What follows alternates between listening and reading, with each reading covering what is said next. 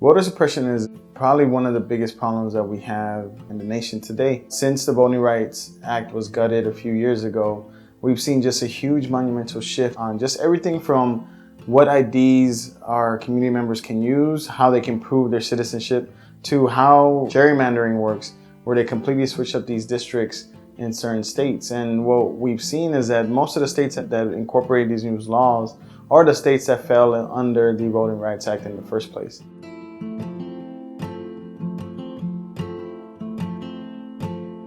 For a long time, our community just didn't know how to really work the process. And so our organizers and our volunteers would go door to door, talk to our community folks. And if they couldn't mail the ballot, they would fill it out, sign it, and seal it, and then we would turn it in for them at the county recorder. What ended up happening is after 2010 and in 2012, there was a huge increase in participation from people of color, young people, and women. And so our legislature right away made it a felony to be able to collect ballots. Latinos is one of the largest growing demographic groups.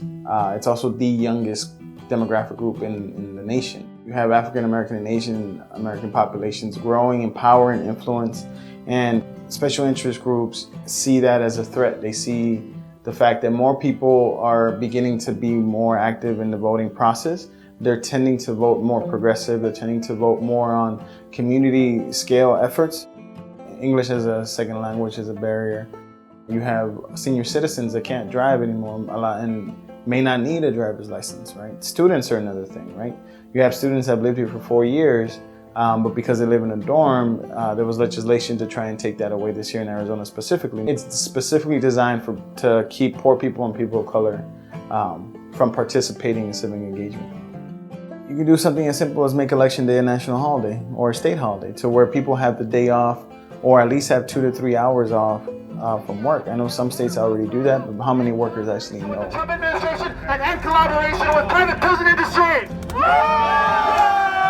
You have an individual who has a following on social media, who's independent from the press and can make wild accusations with no proof at all, and you have a segment of the population that truly believe in what he's saying. It's been well documented that voter fraud is nearly non-existent.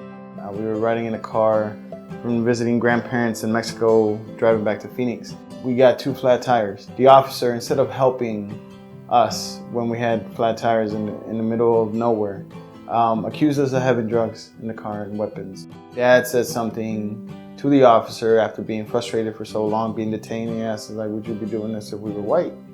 And that was the first time grace came into play for me. After 9/11, I joined the Marines.